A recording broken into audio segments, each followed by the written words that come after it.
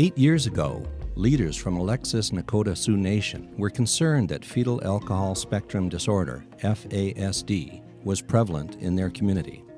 They wanted to do more than just treat FASD. They wanted to prevent it. So, they contacted a group of researchers from the University of Alberta. They worked with the researchers as a team to identify a school-based substance abuse prevention program that they could deliver to the children in their community. The Life Skills Training Program, developed by Dr. Gilbert Botvin at Cornell University, was chosen.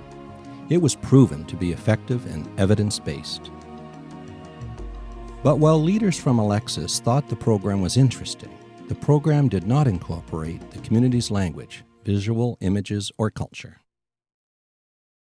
Or our children don't do this, or our children don't do that, and these images don't make sense to us. And this is talking about how bad tobacco is, but we have ceremonial ways that we use tobacco, and it says nothing about that. And if we just talk about bad tobacco, that's going to confuse the children. So if we're going to use this, we have to adapt it. We have to adapt it so it makes sense for our community.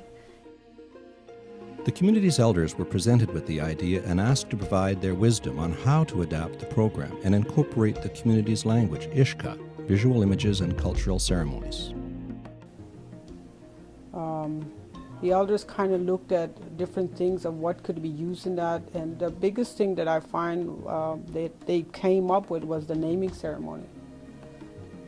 And as soon as someone gets a name, right away they want to live up to that name. And it's something given to them, and it's no one can take it away. But as soon as they get a name, right away their eyes light up. I'm important because I'm unique, because they all get a unique name. For little children, that's for young people, that's so important to them, because there's so much, the self-esteem is really low, and a lot of times it brings them up. It builds them up. You know, anything and anything to help our kids, we want. And I think that's one of them. And one of us will go and pray for them to smudge them before the start. Even that's good. So I think this life skill program it's really good for our kids. If that's what you want to know, that's my opinion. The program builds the children's self-esteem by teaching them about their culture and community. In addition, students are equipped with information on the dangers of substance abuse and smoking, and they're provided with strategies for saying no. Parents are already seeing a difference in their kids. Well, for me, I'm grateful that they have it, because I have kids that are going to school here too, and that's something that I'm not 100% on top of either. So I think it really benefits the kids and the family, like when they go home and share that. And of course they will, because that's how they are. Like little kids, like they're taught to be open and welcoming to everybody and share what they learn, which is sometimes some parents, like I said, we lack, because day-to-day things, like some things are just put a little bit ahead of others. So the community has asked us as a next step to work with them to develop a parallel parent program. The parent program will be designed as a tool that will give parents the vocabulary and knowledge to support the lessons their children have learned through the school program. Another unique aspect of the adaptation, delivery, and evaluation of the Learning Skills Program of the Alexis Nakota Sioux Nation is that it was undertaken as a community-based participatory research project. A researcher's success in the university community is often tied to the number of papers he or she has published.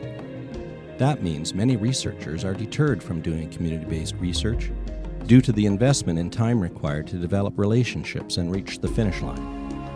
But Dr. Bedala's goals are different. And so for me, that's what it's about. It's about changing policy. It's not about getting a publication.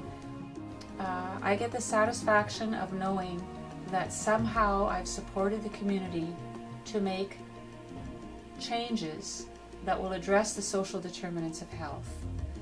And in the end, the children in that community will be healthier. So I'm a pediatrician. My job is to be an advocate for kids.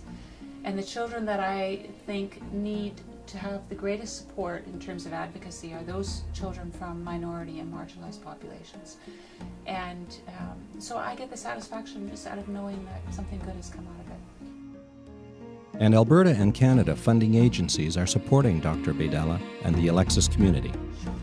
The Centre supported the project by providing us with the initial seed grant of $10,000 that eventually grew organically, really, just like a seed, that allowed us to take the next step to apply for additional funding from the Centre, as well as matching funding from the provincial government. And then it grew even further, so that we've subsequently been able to successfully apply for a grant for over $3.5 million from Alberta Health Services to expand the project to the Musqueam Four Nations in Hobino. The Alberta Centre for Child, Family and Community Research, along with its primary funder, Alberta Children and Youth Services, is proud to have supported this project and looks forward to the next chapter in the story of the Life Skills Training Program in Alberta.